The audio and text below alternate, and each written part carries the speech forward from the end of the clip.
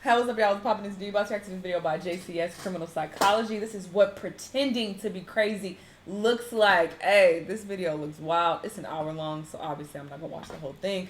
But this apparently is filled with people who have committed crimes, they've killed people, and they are pretending to be crazy because they're trying to get off. They're trying to, plead, what is it called? Temporary insanity? Or no, probably not even temporary insanity. They just acting like they're crazy. Like, I did it because I'm crazy. I can't help it. Send me to a mental institution for a few weeks and then let me out. Like, that's what they're trying to do because they're trying to avoid jail time. That's so trifling. Like, people are trifling. You feel me? That's something that I would probably do, though, honestly. I ain't gonna lie. If I snapped and killed somebody, I probably would pretend that I'm crazy, That is a good strategy, but apparently it ain't working because it ain't working for these people. Anyway, let's see what happens. Let's watch. Look at him. He plotting already. This is 26-year-old Dawson McGee sitting in a police interrogation room in the early hours of a Tuesday morning. 26. He looked the 46. Monday night before, he stabbed his own mother to death for asking him to move out of the house and get a job. Dawson is unaware that he is being recorded on a hidden camera. In 3 seconds from now, he will hear the sound of the door being opened. She told your bum ass to get a job and you killed her? See, I wish the fuck I would have some kids. And they killed me because I'm trying to help yo old ass get out the house and do something for yourself. You want me to take care of you for the rest of your life? You 26 years old looking 46 and you think I'm about to take care of you and I get stabbed because I'm telling you... by a detective, and at that exact moment you will see a remarkably noticeable switch in his demeanor.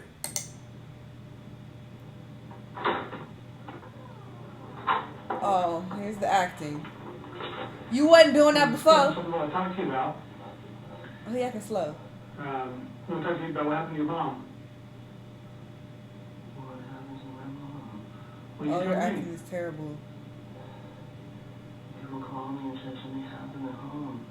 Mom, they were very Ah, nigga, I'm gonna need you to watch more movies. Well, that's what I'm asking you. I was waiting for my brother and sister to tell me. Okay.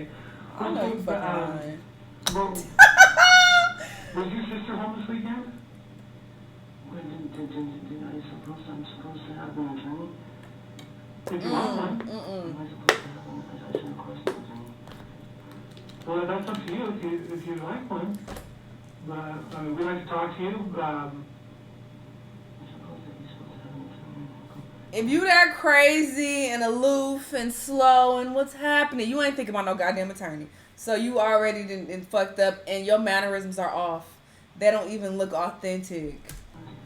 Go back to the drawing board. Joe bum ass. You want to ask for an attorney? Yeah. Okay. Wow.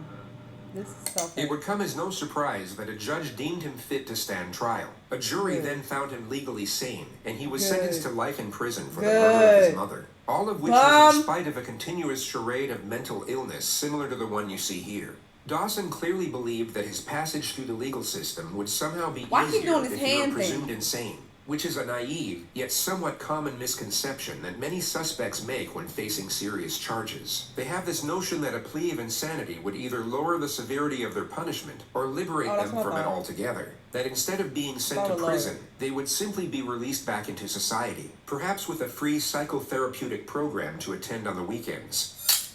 This is, of course, a far cry from reality. In the United States, if you're found responsible for a serious offense, but also found not guilty of the crime by reason of insanity, you will be institutionalized at a high-security psychiatric facility. These institutions are without question some of the darkest and most disturbing places in the system. And if you're not actually suffering from the crippling effects of mental illness, living in this type of environment will be a mentally agonizing experience. The foresight of what occurs inside these units would make the majority wish to avoid them. But once you are in, it is very hard to get out, and you will have to serve the same, if not a greater amount of time than you would have had to serve at a regular prison. So to put it briefly, if you commit a serious offense and then pretend to be crazy in order to get away with it, your life from that point forward will be an extremely dark and uncomfortable existence, whether you manage to fool the system or not.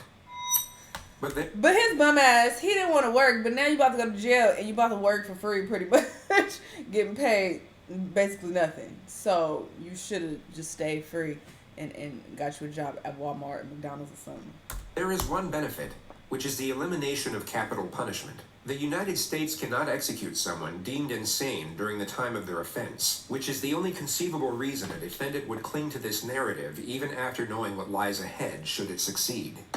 And this happens to be a notion that ties in closely to the primary subject of this video. It will focus on one particular individual whose interrogation footage is so fraught with blatant trickery that most of the segments presented to you won't even need suggestive commentary. You can simply observe and judge for yourself whether you see authentic behavior or not. Oh, let me see. But before showing you what pretending to be crazy looks like, we'll briefly show you a genuine case of the criminally insane, or at least a far more convincing one. This is 18-year-old Jared Murray, a freshman at East Central Why University. Look so old and on a Wednesday evening in December, he asked fellow student Gennaro Sanchez for a ride to Walmart. Once they got there, Murray pulled out a handgun and made Gennaro drive to an isolated country road where he shot him twice in the head. He then attempted to hitchhike to Canada, but was soon apprehended by police on the side of the road. He immediately confessed to the crime once apprehended, and was then interrogated by the arresting officer. I went down to his dorm room and asked if I could be given a ride to Walmart in exchange for $20 gas money. So he took you to Walmart? Yes, sir. Did you both go in? No, we did not go in, sir. And why not? We pulled into the parking lot, then I pulled the weapon on him and demanded that he take me to Asher, Oklahoma, sir. Then why did all of a You sudden go from you Walmart decide to- that you need to go to Asheville? Right, Tash. Crickets. Because I was planning to take him out into the country and kill him. Wow. Okay. Did he say anything? He panicked, wanted to pull out his phone. I yanked the phone out of his hand, and then he Talked about that. panicked some more. Kept telling me not to kill him. To make him feel more comfortable, I unloaded the clip, unloaded the bullet from the chamber, handed them over to him, and that eased his nerves a little. Then I pulled a second clip out of my pocket and set it on my lap. And so you're driving east. The way he's speaking, it's like he's giving a presentation at school Did or you something. decide it was... Like there's that no was the emotion time? there. Yes, sir. Okay, and what happened? I loaded the gun quickly, chambered the... Even a passport. I had tried hitchhiking most of the way because the only way this was going to work, factoring in my belief that y'all found a crime scene, is if someone were to give me a ride there. Regret, remorse, shame, nor fear. He had both taken a life and destroyed his own, yet seems indifferent to the circumstances. That's what I just said. With respect to his That's real interrogation crazy. I footage, see the it. most conspicuous element was the complete lack of self-preservation. He didn't once attempt to deflect blame, nor afford himself any type of justification for his actions. He simply spoke in a factual, non-biased manner, impartial to how his words may have been taken or even twisted to be used against him. There was no calculated structure to his behavior whatsoever. So with this notion in mind, crazy. let's move on to the primary subject of this video. Yeah, let's see his fake ass. What he did? Put there, man. Have a seat on the porch there. All right. And his Put your ass hands off. up. Move it. Have a seat. Did you get up? No, don't do not think about getting up, right, buddy? This is 19-year-old Nicholas Cruz, who 3 hours and 55 minutes prior to this moment murdered 17 people at his former high school in Parkland, Florida. school Among the dead were 3 teachers and 14 students, the majority of whom were 14 years old. A further 17 students were seriously wounded during the massacre. The gunman dropped his rifle 7 minutes into the rampage and then blended in with the crowd as he ran out of the building. He was at large for 1 hour and 20 minutes, during which time he stopped off at a Subway and then out of a all McDonald's, places? where he sat Oh, down you and went out of casually place. spoke to one of the victim's brothers. The student was unaware Forgot that his some better older food. sister had just been shot through the chest by the Before man going sitting to jail across for the life. table. The description of the shooter was transmitted by police over the radio, which led to an officer identifying and arresting him on a street just 2 miles away from the school. He was taken to the nearest hospital and examined by a doctor for roughly 1 hour and 45 minutes. He was medically cleared and then transferred to the local sheriff's office where he And was now you subjected about to to play crazy? interrogation. No, do not think about getting up, right, buddy? Yeah, let's get to it. From the moment the subject entered the room, his eyes had been fixed upon nothing but the floor. He's held on to this downward-facing gaze as if he's either in a state of shock or disconnected from the moment.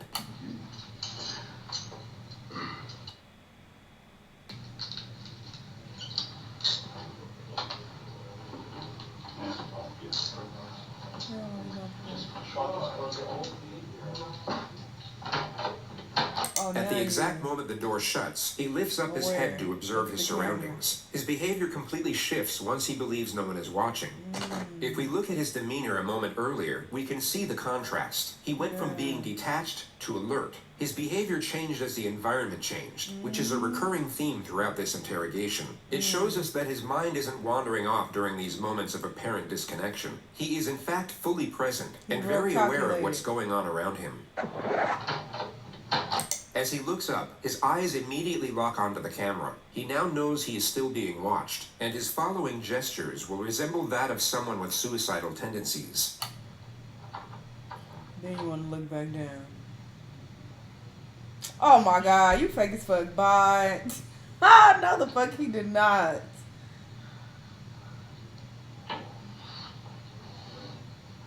Oh my god, this is terrible acting, sir. I'm gonna need you to watch some more movies. I can do a better job than this. Alright, I just need to ask you really your name and date of birth just to confirm I got it right, and I'm gonna see if you want a glass of water or something. What's your first name? This is a situation where the proof against the suspect is already conclusive. He is without question responsible for the crimes under investigation, making the pursuit of a confession not essential. The police know he did it, but they need to know why he did it, which would already require a complex strategy in order to obtain the correct information. But the suspect's first recorded statements upon his arrest have now made the procedure considerably more difficult. What's going on today, bro? The demons, man. Demons? Voices. Voices and demons? The voices. What happened? Boy, shut the hell up. Refute any amendments he might come up with at a later stage. We all know that after this interrogation, he will have significantly more time to think, study, and even seek guidance from professionals about how the legal system interconnects with mental illness. Yet the majority of this forthcoming knowledge could be useless to him depending on what he says during these moments. The more details he gives away, the less options he will have for his defense later on. But pursuing this objective is complicated, as there are two very common scenarios for when this type of suspect gets interrogated. And just to be entirely clear, by this type of suspect, we mean someone who is 1, pretending to be insane, and 2, not fooling anyone. Their most common response is to simply shut down. They regress into total silence or some type of catatonic state, and the interrogation never gets off the ground. The other common response is the exact opposite. They erupt into hysteria or supposed delirium, and everything from that point forward becomes incoherent. Spell it for me. Come on, I'm old. You gotta talk so I can hear you. N-I-K. From old. Goddamn, this video too long. I can't watch Which you may have already seen on this channel. It's a glaring manifestation of shame. This is not to be confused with guilt nor remorse, both of which require the acceptance of responsibility, which in turn directs our focus outwards on the feelings of others. I want to see him do some crazy shit though. I want to see his bad acting. Pay close attention to the movements of his hands in the next moments. Although very subtle, you can see that he's reimagining holding his weapon. But what's more telling is how his demeanor abruptly stops and then completely switches right before he looks in the direction of the camera. He goes from holding a rifle and beginning to smirk, to then pretending to cry and reverting back to his suicidal mannerisms. This all occurs in under 4 seconds.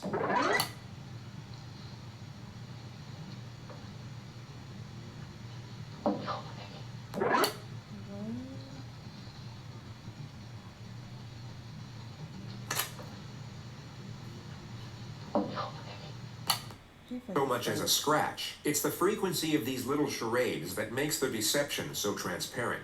Alright, I'm gonna have to head off from this video. It's an hour. I'm just not watching an hour of this. But yeah, it's wild that these people are trying to pretend to be crazy. First off, you already crazy. To kill people, that's already crazy enough. But you trying to like pretend to be extremely crazy so you can go to this mental hospital. But as he explained, that's not going to be a better situation for you. I honestly thought it would be, though. Maybe it's because I'm watching too many movies. But I've seen people, like, in movies go to mental hospitals, and I feel like I've heard about them getting less time or something like that. So I just assumed it was the better option of the two. Obviously, I knew it wasn't going to be a good time, but I thought it would be better. But apparently not, because if you're going to spend just as much time there or even more than in jail, then you might as well just go to jail. This was interesting, though. I wish they got to the crazy parts a little quicker, but it's an hour long. If y'all want to check out the whole video, feel free and let us know in the comments if something wild happened. But yeah, y'all let me know what y'all thought. Let me know what other videos you want me to watch, and I'll see y'all on the next one.